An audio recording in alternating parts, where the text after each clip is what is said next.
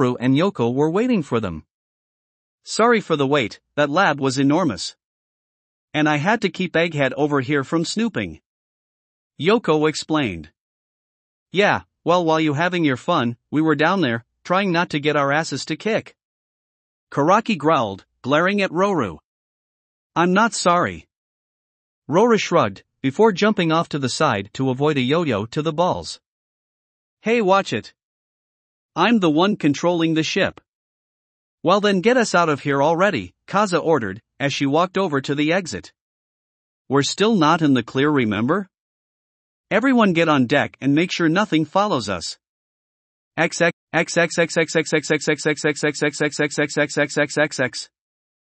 Meanwhile, 1A was dealing with the level 4 Grim by a lakeside. AP shot. Bakugo shouted as he blasted a focused shot right through the head of a wyvern. Meteor smash. Achiko shouted as she crashed down and crushed the skull of Seiphylong. Heaven-piercing ice wall. Shoto cried as he impaled a Nuclavi on a wall of ice. Indiscriminate shock. 2 million volts. Kaminari cried as he fried a whole group of sulfur fish. Dark shadow. Tokoyami cried as Dark Shadow destroyed a group of apathy that were trapped by Mineta's balls, all the while Momo unleashed cannon shots, Oyama shot off his own attacks, and Mina killed any that got even a little too close. In no time at all the high-level Grim had been exterminated. Bakugo landed, while Achiko swam back to shore, and Todoroki warmed himself up. Phew. Achiko made it to shore and took a breather. Good work everyone. Ida praised. It seems even the best the Midoriya Foundation has to offer is no match for us. Don't be so sure, Jiro warned. She's coming. Clap clap clap clap. Sai walked out of the forest, giving the students a slow applause. Well done. I imagine Yami will be quite cross about you defeating his Grim so easily. And Mr. Midoriya likely won't be pleased about all of this either. What can we say? We're just too good. Mina boasted cockily. We're not the same kids you fought last time. I can see that, Sai said. But I think I want a closer look. Now then, show me your dash. Sai tailed off, and her eyes went wide as she looked up at something behind them. What the hell? Toru asked, revealing herself as having snuck up behind Sai. Everyone turned around to see what exactly caused those reactions. And boy were they not ready. Because in the air was a giant, flying, pirate ship. Is that part of the test? Siro asked. Then suddenly, the ship simply faded. Vanishing completely from sight. No. Not it was not. Sai grit her teeth, knowing that this could mean nothing good. Alright, test is over. Everyone help me search the forest. We need to figure out just what that was all about. XXXXXXXXXXXXXXXX. Alright, we're at a safe altitude, Roru said. All of them were currently in the steering room. In front of them was a big thick glass window, letting them see the entire deck of the ship. Behind that was the steering station, with a large steering wheel, panels covered with buttons and knobs, and some hanging levers, for actually steering the ship rather than Roru just using his quirk to control it. There were also some seats around, which everyone was currently sitting on, except Karaki, who had her face pressed up against the window, with stars in her eyes. Are you certain? Kaza asked him. Positive.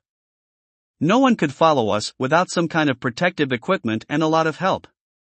Roru explained. Even All Might would struggle to get up here, and even if he did, he wouldn't be able to breathe. But thanks to the force field, we don't have to worry about any of that. And it makes us practically undetectable anyway, so even if they knew we were up here, they'd have to search the entire sky to find us. Wonderful technology, isn't it? You can say that again. Karaki squealed.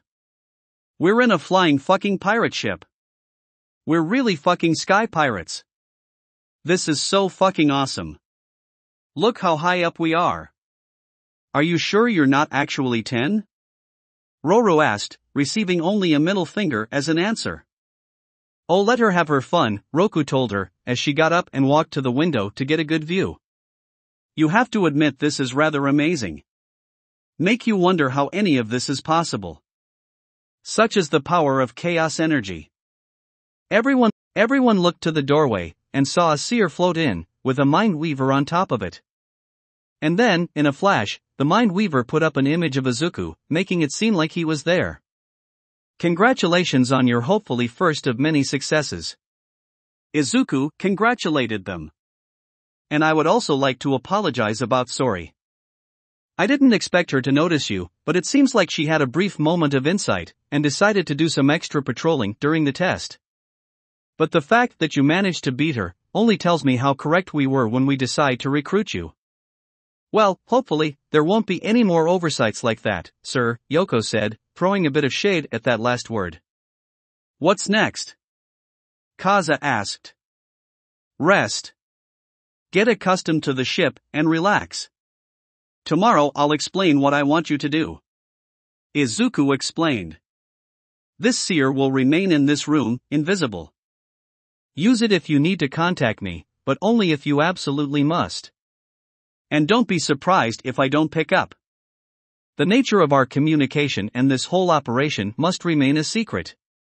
So it'd be best if we contacted each other as little as possible. No offense. None taken, Karaki said, not looking away from the window. One more thing, Izuku said. I've also left some presents for you in your new rooms. I hope you enjoy them. Farewell for now. And good luck. Chapter 179, Taking Action. I'm so sorry, sir. Sori said, as she did the dogze in front of Izuku, who was sitting behind his desk. Izuku sighed. Don't worry too hard about it, aside from you no one got hurt, and they only destroyed one hound. If it weren't for you, we never would have seen their faces. We must also apologize, had we been more vigilant this all could have been avoided, Sai said, as she and Tokoshi bowed. Part of the fault is mine, I should have seen something like this coming when I agreed to the exercise, Izuku told them, feeling a bit guilty for making them apologize for something that was meant to happen. I already have plans of increasing security, this just solidifies how necessary they are. So then, what do we do now? Chol asked. What can we do? Izuku asked. We just have to wait for the heroes to find them. And hope they don't do anything too bad with the stolen ship.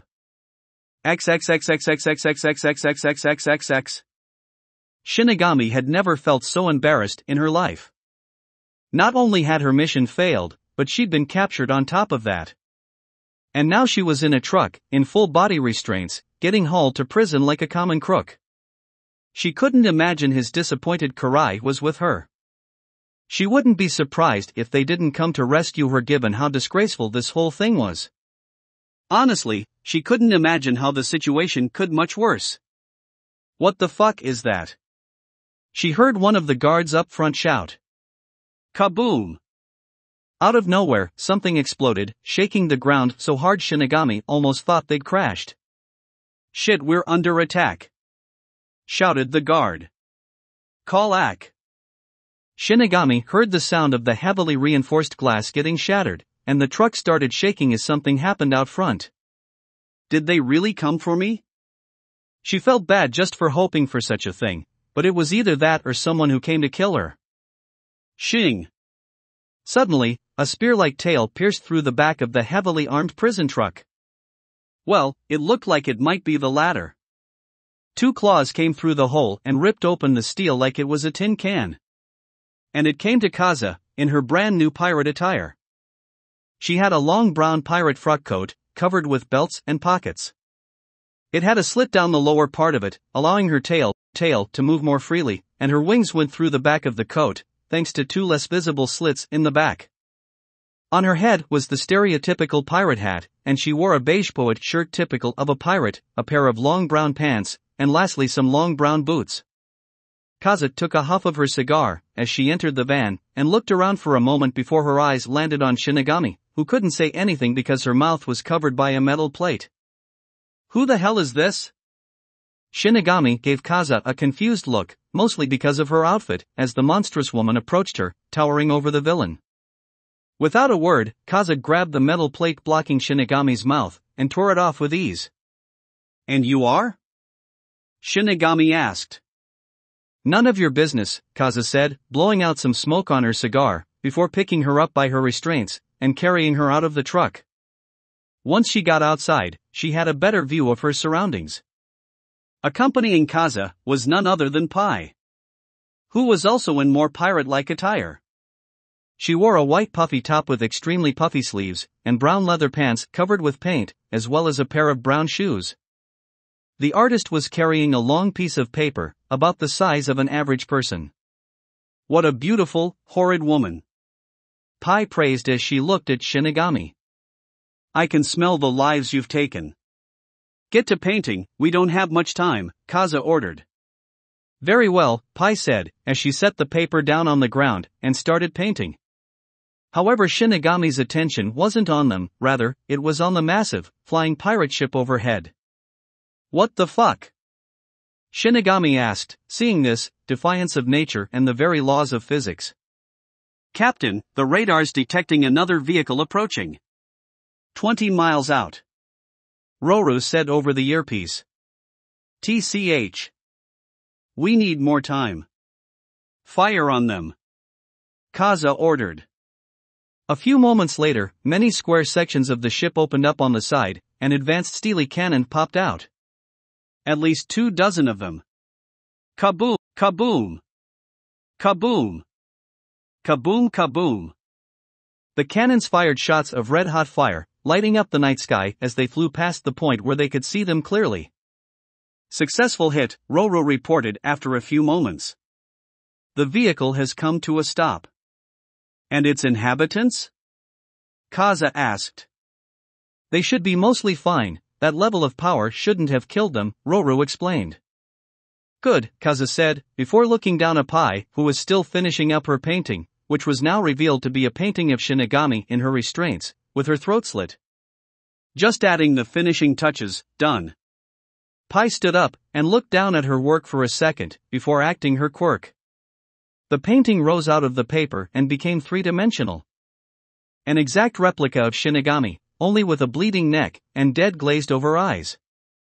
Finally, Kaza said, as she picked up the real Shinigami and then picked up Pai with her other arm, before flapping her wings and taking to the sky. XXXXXXXXXXXXXXXXXXX. Kaza landed on the ship's deck, and immediately, Roro wasted no time putting the force field up and making the ship rise. "So this is the ninja lady?" Karaki said, coming up to inspect the new person, while Kaza set Pai down. Karaki wore her own much smaller poet shirt and red leather pants with black shoes, as well as a red bandana over her forehead and hair. She even had a clip-on gold earring on her left ear. Sura was standing by, wearing a similar garb, but his pants were brown, and instead of a headband, he had a red cloth wrapped around his waist, which would flap in the wind.